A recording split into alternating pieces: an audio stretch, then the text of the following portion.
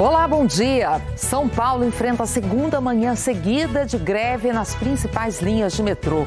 Um plano de contingência reabriu algumas estações. Estado e prefeitura decretaram ponto facultativo nas repartições públicas e o rodízio de carros está suspenso.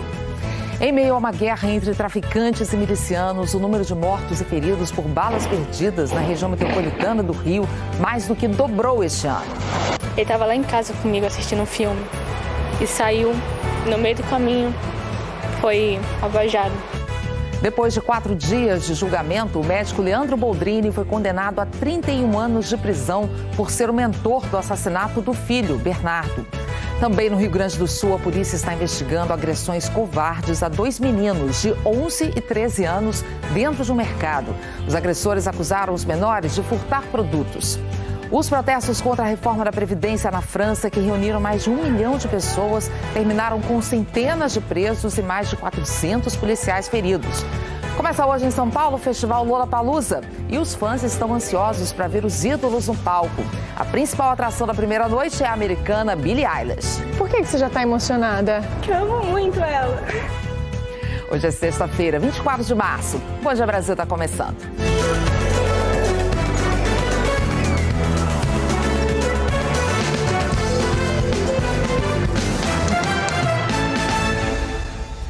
São Paulo amanheceu de novo com greve no metrô. Pelo segundo dia seguido, milhões de pessoas passam sufoco para se deslocar pela maior cidade do país.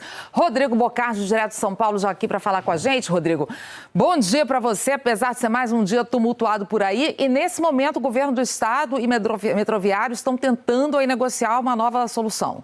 Bom dia para você, Ana. Bom dia a todos. Sexta-feira, o tumulto maior mesmo. É claro que é sofrimento hoje, mas bem maior foi ontem. Hoje as pessoas já estavam mais preparadas. Então vamos lá. O que está acontecendo neste momento em tempo real, tá? O governo do estado fez uma proposta durante a madrugada. Os metroviários, há 1 hora, iniciaram uma assembleia para decidir se aceitam ou não essa proposta. Conversaram durante 1 hora e neste exato momento está começando a votação para decidir se todos aceitam a proposta ou não. Isso deve durar em torno de 1 hora, porque é votação online. Eles dão um tempo para as pessoas poderem votar, os metroviários, no caso, obviamente. O metrô ofereceu, o governo do estado, ofereceu abono de R$ 2.000, manter a negociação sobre participação nos lucros a partir agora de 2023 e não descontar os dias parados. Esses R$ 2.000 são referentes, um abono referentes aos 3 anos de participação no lucro que os metroviários estavam pedindo. Essa decisão, então, deve sair aí em 1 hora. A gente vai monitorando e atualizando tudo aqui no Bom Dia Brasil. Bom, enquanto isso, parte das linhas voltou a funcionar, mas de maneira muito restrita, aproveitando alguns funcionários ali, funcionários do metrô que não fazem parte do sindicato, operando alguns trens. Isso gera muita dificuldade, obviamente, para todo mundo, como a gente vem acompanhando aí nas imagens. O Eliezer dos Santos acompanha desde cedo no Globocop a situação nas estações e vai trazer um panorama para a gente agora. Bom dia, Eliezer. Oi, Rodrigo. Bom dia para você, bom dia a todos. Isso mesmo, a gente sobrevoa neste momento, Rodrigo, a estação Tucuruvi, que fica aqui na zona norte da capital paulista. É uma estação de grande movimento e importância, porque muitos ônibus da região metropolitana chegam aqui e a partir desse ponto, que o pessoal segue utilizando aí o metrô. Como vocês podem ver, por aqui ainda portas fechadas, algumas pessoas estão ainda sentadas, aqui na escadaria, na entrada da estação. E é claro, tem fila também, não só aqui nesse ponto, mas também no terminal de ônibus, aqui ao lado, um terminal anexo, como vocês podem ver, além do trânsito também, que já vai se formando aqui na região. A circulação dos trens do metrô ainda é restrita, só nos locais mais centrais e que dão acesso a serviços essenciais como hospitais. A linha 1 azul, das 23 estações, somente 8 estão abertas na região mais central. Aqui na Zona Norte, por exemplo, nenhuma está aberta. O esquema de circulação restrita começou pouco antes das 7 horas da manhã e até esse horário não tinham trens e muita gente aguardava, é claro, alguma informação para conseguir seguir viagem. São 3 milhões de pessoas afetadas, quase 3 milhões, na verdade, de pessoas afetadas por essa paralisação e muita gente teve, de novo, muita dificuldade para chegar no trabalho. E o repórter William Rafael acompanhou toda essa movimentação. expectativa era que pelo menos parte do metrô estivesse funcionando às 20h45 da manhã, quando as estações abrem. Mas pelo segundo dia seguido, os passageiros ficaram sem o transporte. Hoje as pessoas ainda nem vieram, né? Porque já sabendo do caos que ia ser de novo, mas a gente precisa trabalhar, né? Isso é uma falta de consideração com o ser humano. Eu e ela nem nos conhecemos, fomos nos conhecer aqui. Estamos persistindo para ver se conseguimos ir trabalhar, mas a gente não consegue. Quem já levava pelo menos 1 hora para chegar ao trabalho, hoje calculava pelo menos 3, porque as opções de caminho eram mais longas. Saímos mais cedo, mas não conseguimos até agora, porque a gente não sabe nem como chegar no Brooklyn, que a gente não sabemos que vamos conseguir chegar. Quase 7 da manhã e só agora essa estação abriu, mas vai funcionar em esquema restrito, com apenas algumas abertas, principalmente na região central da capital. Eu ganho pelo menos uma meia hora. Porque eu acabei levando uns 20 minutos a mais. Melhor devagar do que parado. Vamos agora para outro ponto da capital paulista, a estação Barra Funda. Tem grande circulação de pessoas, tem o metrô, tem também um terminal rodoviário. Lá o metrô não está funcionando, Zelda Mello acompanha. Bom dia, Zelda. Ô, Rodrigo, bom dia a todos. Não está funcionando, olha só, portões fechados e a operação de contingência, que tem um pequeno ponto funcionando em algumas das linhas que estão paralisadas, não começa aqui. Portanto, quem vem aqui para a estação Barra Funda, e muita gente veio hoje pela manhã numa tentativa de conseguir embarcar da finalização da greve da paralisação, acabou tendo que voltar para trás ou utilizar outro meio de transporte, como, por exemplo, o ônibus e trem, que sai também aqui desse terminal da estação Barra Funda, que é uma das mais movimentadas da cidade, como a gente pode ver. Todo mundo na expectativa e utilizando alternativas longas de viagem para chegar ao trabalho, com muitas baldeações e muita mudança de intermodal para conseguir chegar até o trabalho ou então voltar para casa. A categoria e o metrô, eles estão em reuniões para tentar superar os impasses e tentar superar esse período de greve. Ontem chegou a ter uma expectativa de liberação das catracas, mas a própria Justiça acabou negando por questões de segurança e foi um passo atrás então.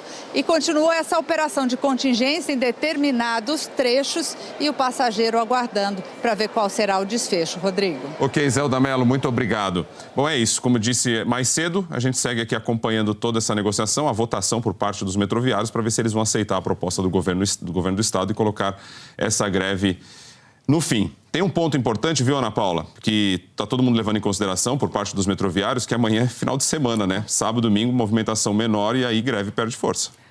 Verdade, vamos aguardar então, né, vamos Rodrigo? lá. E a gente vai atualizando ao longo do Bom Dia Brasil. Até já. Isso aí, até já. Olha, a notícia que acaba de chegar, o presidente Lula foi diagnosticado com pneumonia leve e vai adiar a viagem para a China. Heraldo Pereira tem os detalhes lá de Brasília. Bom dia, Heraldo. Informação de momento que não era esperada. Bom dia, Ana Paula. Bom dia especialmente a você que está sempre conosco aqui no Bom Dia Brasil. Os compromissos matinais do presidente Lula foram cancelados por causa dessa pneumonia leve. O Palácio do Planalto acaba de confirmar que o presidente também adiou a viagem à China. Repórter Joconda Brasil tem todos os detalhes. Aqui está ela. Bom dia, Joconda. Heraldo, bom dia a você, bom dia a todos. A Secretaria de Comunicação da Presidência da República, comandada pelo ministro Paulo Pimenta, divulgou a seguinte nota. O presidente da República, Luiz Inácio Lula da Silva, está no Alvorada após exames no Hospital Sírio-Libanês ontem à noite. O presidente está com pneumonia leve e irá, por conta disso, adiar sua viagem para a China. Fontes ouvidas pela TV Globo informam que o presidente chegou ontem a Brasília com sinais de cansaço, respiração ruim e foi para o hospital. Que o presidente está sendo tratado com antibióticos e vai passar por uma reavaliação médica. A viagem para a China vai depender dessa reavaliação. Essas mesmas fontes afirmam que, diante da relevância dessa viagem à China, espera-se que o presidente esteja apto para cumprir essa agenda, mas que, se isso não for possível, a saúde do presidente vem em primeiro lugar. A agenda de trabalho de Lula, prevista para hoje de manhã no Palácio do Planalto, foi cancelada. Heraldo. Joconda Brasil, nós vamos continuar com as informações ao longo dessa edição a respeito da situação do presidente Lula, da saúde do presidente Lula. Nosso colega Avaldo Cruz, da Globo News, falou há pouco com o ministro Paulo Pimenta. E o ministro disse que, dependendo da situação, o presidente pode ir à tarde se os médicos liberarem. Ele também vai depender dos exames que serão feitos. Informações, então, a respeito do presidente Lula. Eu volto com você, Ana Paula. Diagnosticado, portanto, agora há pouco com pneumonia leve, viagem para a China adiada. A gente vai atualizando ao longo do Bom Dia Brasil. Obrigada, Heraldo. Até já. A polícia do Rio Grande do Sul está investigando a agressão a uma criança e a um adolescente por um suposto furto no mercado de Caxias do Sul. Nas imagens, é possível ver um funcionário ameaçando os menores com uma faca. O caso foi registrado neste mercado, na periferia de Caxias do Sul. Um comércio geralmente de movimento tranquilo. Mas este vídeo flagra um momento em que 2 meninos, de 11 e 13 anos, sofrem agressão. Os menores estão sentados no chão, dentro do estabelecimento. Na imagem, aparecem 2 funcionários no corredor. Um deles está com uma faca na mão, fazendo ameaças. Quais os meus pais que estão roubando aqui, meu? Que tu não fez nada, cara? Eu não quero sujeira aqui, cara. Lame isso aí que eu não quero sujeira aí, rapaz. Vai limpar tudo isso aí. O homem que aparece com a faca na mão foi identificado como gerente do estabelecimento. Ele acusa a dupla de ter furtado o mercado. As imagens são de 11 de março e foram feitas sem que os funcionários percebessem. Limpa isso aí já. Agora! Quantos dias mais vocês estão roubando aqui? Me fala, cara. Eu sei, rapaz. Quero que tu me fala. Eu quero que tu me fala, cara. Olha que tem as imagens ali, rapaz. Entendeu, cara? Eu vou cortar o teu fora. Tu entendeu o que eu tô falando, rapaz? O vídeo chegou à polícia por meio de uma denúncia anônima na semana passada. Segundo a delegada responsável pelo caso, não há registro de ocorrência de furtos ou roubos no mercado no dia em que as imagens foram gravadas. O que nos surpreende, né, que não houve um registro de ocorrência ou um contato com as autoridades policiais naquele primeiro momento em que haveria um flagrante até, né, de um ato infracional. Eles optaram por ter aquela atitude ali que está presente no vídeo. A polícia já ouviu o homem que fez as ameaças, o adolescente e a criança, além de familiares dos meninos. O segundo funcionário que aparece nas imagens foi identificado, mas não foi localizado pela polícia. Os possíveis crimes ainda estão sendo apurados. Por telefone, o advogado do gerente que fez as ameaças aos menores disse que o cliente não vai se manifestar agora e que está colaborando com a investigação. Quanta covardia, né? Olha, a polícia não divulgou o nome desses funcionários agressores do mercado. Nossa equipe foi até lá. A mulher disse ser a dona lá do mercado, não quis pronunciar. Em nota, o Conselho Tutelar de Caxias do Sul esclareceu que situações de ato infracional envolvendo adolescentes são de atuação dos órgãos de segurança pública. Claro, né? Conforme previsto pelo Estatuto da Criança e do Adolescente. Reforçou ainda o Conselho Tutelar que não tinha conhecimento desse vídeo e que é contrário a todas as formas de violações de direitos. A Justiça do Rio Grande do Sul condenou ontem o médico Leandro Boldrini a 31 anos e 8 meses de prisão em regime fechado pela morte do filho Bernardo. Crime foi em 2014. 10 testemunhas foram ouvidas durante 4 dias de julgamento. O réu Leandro Boldrini chegou a entrar na sala do júri apenas no primeiro dia. Nos demais, foi examinado por um médico e liberado pela juíza para voltar para o presídio. No início da noite, os 7 jurados decidiram pela condenação. As penas privativas de liberdade aplicadas para os delitos devem ser somadas, de sorte que sua condenação definitiva recai na pena de 31 anos e 8 meses de reclusão e 10 dias multa. Esta é a segunda vez que Leandro Boldrini é julgado. Em 2019, o pai de Bernardo e outras 3 pessoas foram condenadas pela morte do menino, que na época tinha 11 anos. Em 2021, a Justiça do Rio Grande do Sul anulou a condenação de Leandro Boldrini. O tribunal acolheu o recurso da defesa, que alegou cerceamento da palavra durante a manifestação do Ministério Público. As condenações dos outros réus foram mantidas. Segundo o Ministério Público, Bernardo foi assassinado pela madrasta Graciele Ugolini, com a participação da amiga dela, Edelvânia Virganovics. O pai do menino, o médico Leandro Boldrini, seria o mentor do crime e Evandro Virganovics, irmão de Edelvânia, teria ajudado a esconder o corpo. O menino só foi encontrado 10 dias depois do crime numa cova rasa em Frederico Westphalen, a 80 quilômetros de Três Passos, cidade onde ele morava. De acordo com a perícia, a causa da morte foi uma superdosagem de um medicamento injetado na veia da criança. Leandro respondeu novamente por homicídio quadruplamente qualificado, motivos torpe e fútil, emprego de veneno e recurso que dificultou a defesa da vítima. Ele também foi acusado de ocultação de cadáver, mas acabou absolvido desse crime. Respeitamos, né? Foi uma decisão bastante apertada, né? Uma votação de 4-3, né? 3 jurados entenderam pela absolvição do Leandro, mas infelizmente a maioria entendeu pela condenação. Eu não acho que seja uma vitória, porque a vitória era ele estar vivo. Então, assim, é uma vitória da sociedade no sentido de que um crime dessa gravidade não fique impune. Eu não posso mudar o passado, mas eu posso mudar o futuro. Dados do Instituto Fogo Cruzado mostram que as mortes provocadas por balas perdidas dispararam na região metropolitana no Rio este ano, em meio à guerra entre facções do tráfico e milícia. Ontem, a polícia fez 2 operações, mirando quadrilhas que agem em vários estados. Em uma dessas operações, 13 bandidos morreram.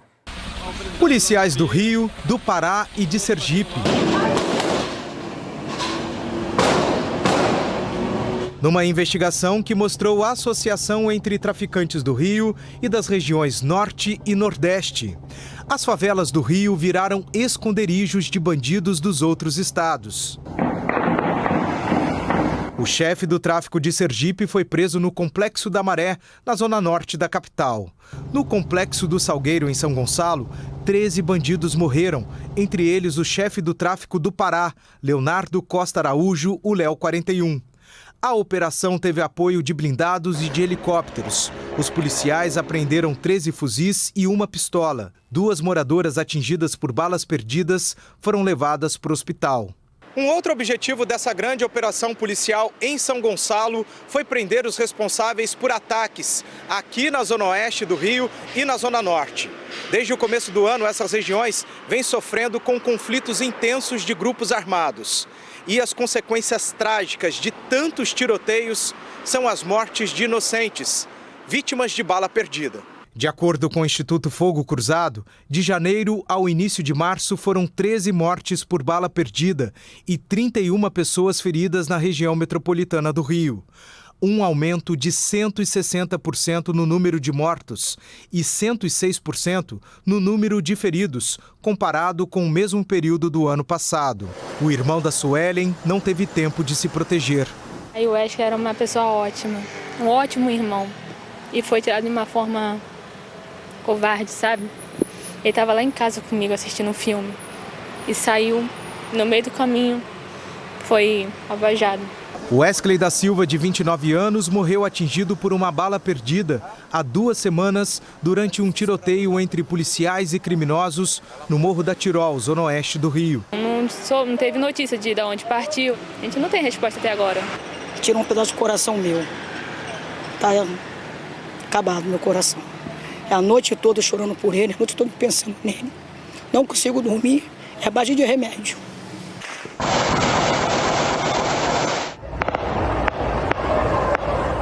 O poder bélico dos criminosos assusta. Ninguém aguenta mais, é tiro toda hora. Muito tiro, filho. Tô deitado no chão aqui. Só esse ano foram apreendidos mais de 200 fuzis na cidade. Segundo a PM, metade das apreensões foi na Zona Oeste. Um território onde a população está refém da guerra entre traficantes e milicianos. Eu só sei que vai chegar um tempo que a gente nem vai poder mais sair de casa, porque a gente vai ir ali, não sabe se vai voltar. A Polícia Militar informou que as ações de enfrentamento ao crime organizado são planejadas com informações de inteligência de forma integrada com outros órgãos de segurança, tendo como preocupação central a preservação de vidas. Ainda segundo a PM, em janeiro e fevereiro, houve um menor número de mortes provocadas por intervenções de policiais no bimestre desde 2017. E a seguir, o embate entre os presidentes da Câmara e do Senado está paralisando a votação de medidas provisórias importantes para o governo. Agora você vê imagens ao vivo do anel rodoviário, na altura do bairro São Francisco, vendo o viaduto aí do alto. Céu claro nessa manhã de sexta-feira, trânsito fluindo sem nenhum problema por aqui. Tem também BR-040 na altura do Olhos d'Água, saída do anel rodoviário, 8h49.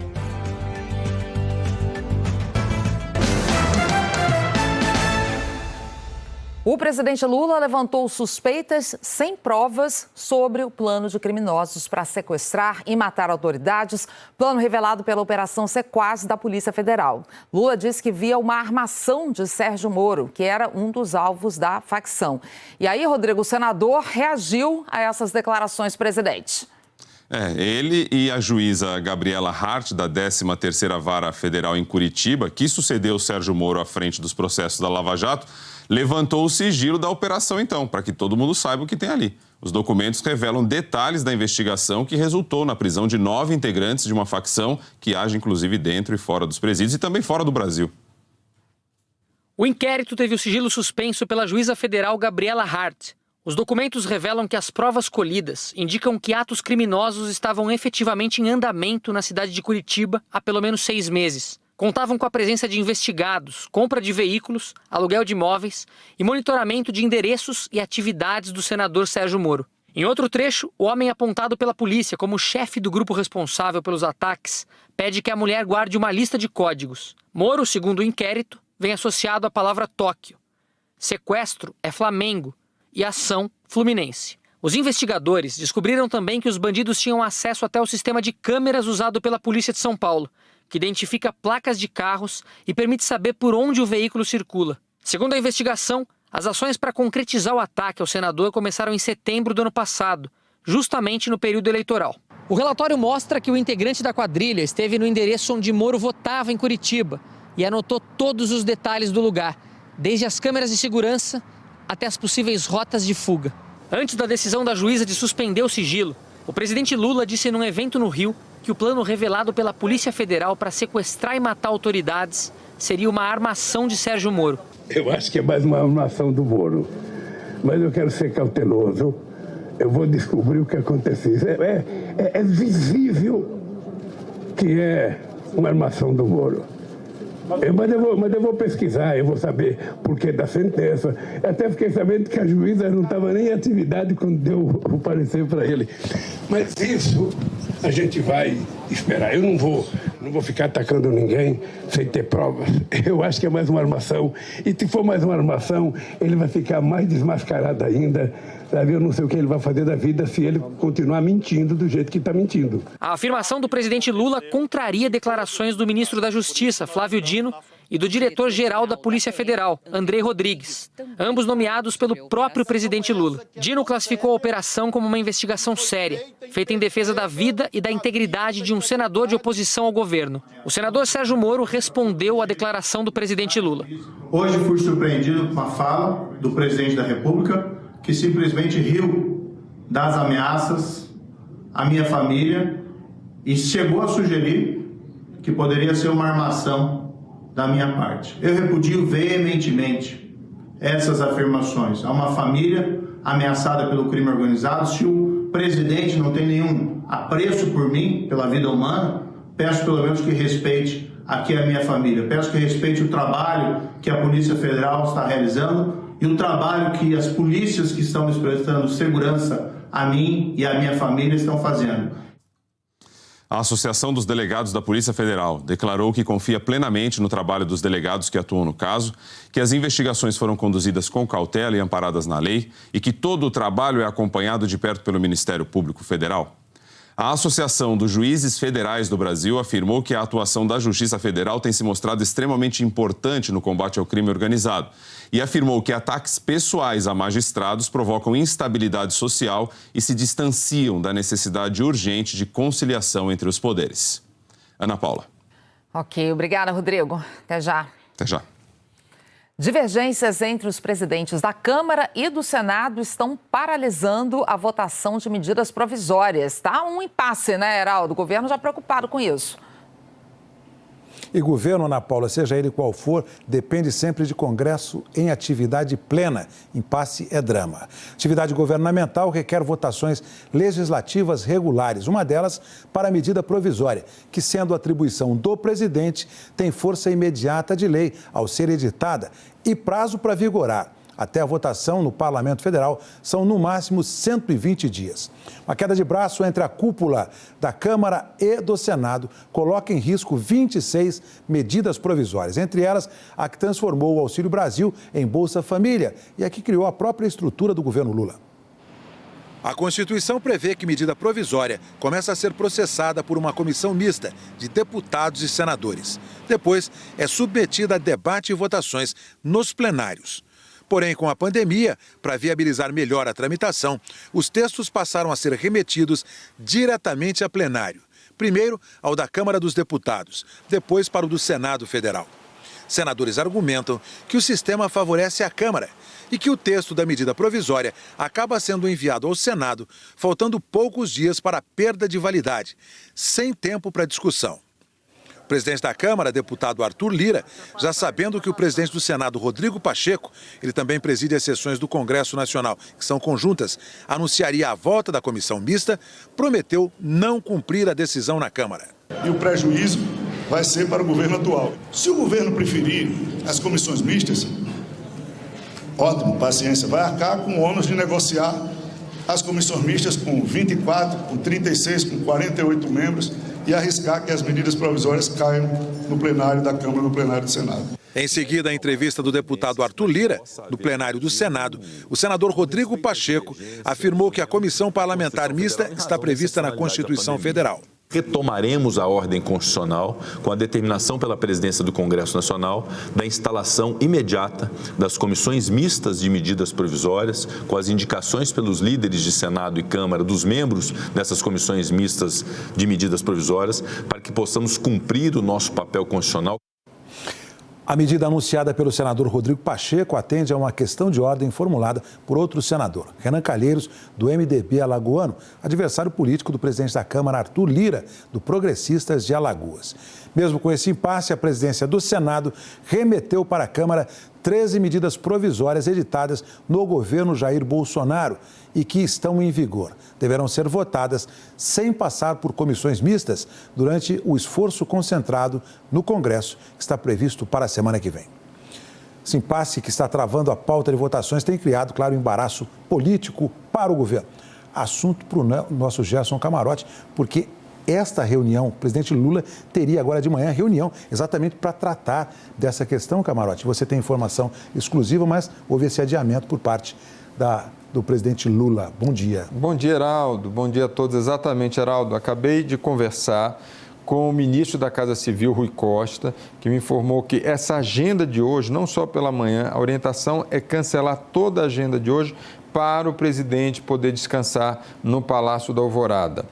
E por que isso? Porque a expectativa é que a medicação, o antibiótico, faça efeito até amanhã para que ele possa viajar no domingo. Essa é a orientação. A avaliação é que foi uma agenda muito intensa dessa semana, Heraldo, e, de fato, com muita mudança climática.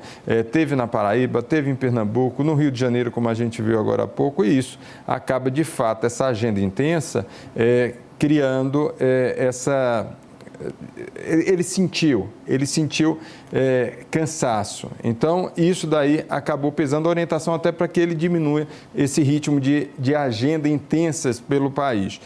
E sobre as medidas provisórias, há uma preocupação do governo. Antes de cancelar essa agenda, que inclusive ia discutir medidas provisórias, o presidente já tinha feito um apelo tanto para o Lira como para o Rodrigo Pacheco para que tivesse um entendimento e uma solução em relação a esse impasse das medidas provisórias. O grande temor do governo é justamente isso, não votar, caducar medidas provisórias. Por exemplo, essa organização atual da esplanada dos ministérios cair do dia para a noite e voltar ao que era antes, por exemplo, o desenho do governo Bolsonaro, que tinha, por exemplo, o Ministério da Economia, e hoje você tem 4 ministérios que antes estavam contidos todos numa única pasta. Ora, Camarote, bom dia para você. Um outro assunto também que tem preocupado o próprio governo, inclusive, são essas declarações que a gente tem visto do presidente Lula. Sim, isso tem preocupado bastante. Conversei ontem à noite com alguns interlocutores próximos do presidente Lula, avaliação em relação a esses ataques ao ex-ministro e senador Sérgio Moro. Isso daí preocupou muito. Por quê? Porque na avaliação o presidente deu um tiro no pé. Quando ele coloca uma suspeição na operação da Polícia Federal, inclusive, que foi referendada, como a gente viu agora há pouco, pelo próprio ministro da Justiça, Flávio Dino. O Lula acaba trazendo uma desconfiança de uma operação que estava ali combatendo o crime organizado, facção criminosa, perigosíssima, e acaba dando um holofote justamente para o ex-juiz Sérgio Moro. A avaliação, inclusive, desses interlocutores é que, nesse caso especificamente, o Lula agiu com fel, com ressentimento e tenta explicar justamente todo o processo dele, que ficou preso durante mais de 500 dias, mas, na avaliação desses ministros, isso não justifica. Por isso mesmo, Lula está sendo aconselhado e deve ter, sim, um grupo de ministros sempre acompanhando o presidente em viagens e alertando para declarações polêmicas que podem se voltar contra o próprio Lula. Obrigada, Camarote. E uma confusão ontem à noite na Câmara de Vereadores de Brumadinho terminou com pancadaria, 2 pessoas detidas e um vereador renunciando o cargo. Tudo começou quando esse homem aí de camisa branca foi até plenário fazer uma denúncia contra o vereador Guilherme Moraes, que está sem partido. Enquanto prepara para falar, um apoiador do vereador agrediu o homem. Outras pessoas que estavam por perto precisaram segurá-lo para conter a briga. A denúncia é de abuso sexual contra um menor que teria acontecido em 2021. Na época, a vítima tinha 17 anos, a mãe e a vítima, hoje com 19, também estavam na Câmara e falaram sobre o caso. O vereador Guilherme Moraes teve a oportunidade de se defender, mas afirmou ser vítima de perseguição política e acabou renunciando ao cargo. Depois disso, ainda houve uma nova agressão contra o mesmo homem de camisa branca por parte de um primo do ex-vereador. A confusão durou alguns minutos e o agressor saiu algemado da Câmara. Guilherme Moraes foi o vereador mais votado em Brumadinho nas últimas eleições. A Câmara ainda não informou quem vai assumir o cargo. Uma médica psiquiatra foi presa em Belo Horizonte suspeita de cometer crimes contra a ex-namorada. Segundo a Polícia Civil, Larissa Freitas, de 28 anos, fazia ameaças e chegou a mandar 200 e-mails para a vítima em um único dia. A prisão aconteceu no bairro Santa Cruz, região nordeste de BH. A delegada responsável pelo caso informou que Larissa não aceitava o fim do relacionamento. Perseguia a ex-namorada há cerca de 1 ano e descumpria as medidas protetivas concedidas pela Justiça. De acordo com a polícia, a psiquiatra passou por audiência de custódia, mas a prisão dela foi mantida pelo juiz. 6 homens foram presos e um adolescente apreendido em uma abordagem da Polícia Militar em Ibirité ontem à noite. A PM foi ao local para checar uma denúncia de que suspeitos assassinados estavam atirando na região. De acordo com o boletim de ocorrência, os militares ouviram os homens conversando e confessando os crimes. Já o adolescente foi encontrado perto da casa onde os outros suspeitos estavam. Durante a operação, também foram apreendidos materiais do tráfico e drogas que estavam enterrados em uma área de mata. Agora é hora da previsão do tempo. Sérgio Marques já está por aqui para contar para a gente o que podemos esperar para o fim de semana. Sérgio, bom dia. Bastante calor, tá bom para você? Tá ótimo. Bom dia, Liliana. Bom dia para todo mundo que está nessa sexta. De olho na previsão do tempo, a gente coloca aqui o mapa de Minas Gerais, porque para hoje as condições do tempo, elas são favoráveis ao tempo bastante estável sobre a maioria das regiões. A gente vê que tem uma possibilidade até de uma chuva isolada e de curta duração, especialmente pegando Triângulo, o oeste, centro-oeste, sul de Minas e beliscando ali a zona da mata também, mas para cá, para a região central, para quem está na região metropolitana nessa sexta, tempo firme sem previsão de chuva. E também não tem previsão pelo menos para os próximos dias, nesse início de outono, de massa de ar frio. Então, consequentemente, o calor que a gente já está sentindo, ele vai continuar, especialmente aqui na região central, no norte e em toda a faixa leste aqui de Minas. Dando uma olhada lá fora, o céu aqui em Belo Horizonte, nesse momento, 24 graus. É uma manhã já bastante quente, é um cartão de visita para o que a gente pode esperar à tarde, máxima de 32 aqui em Belo Horizonte nessa sexta-feira. Piscando rapidinho o mapa da região metropolitana, uma das cidades mais quentes, Vespasiano, com uma máxima prevista aí de 23, na verdade, de 33 graus. Obrigada, Sérgio. Até mais. Daqui a pouco, o alerta para os casos de bronquiolite em crianças. Médicos dizem que a doença costuma aumentar no outono, mas chegou mais cedo neste ano. Agora a gente tem imagens ao vivo da Avenida Antônio Carlos, no São Cristóvão, 9 horas, 8 minutos.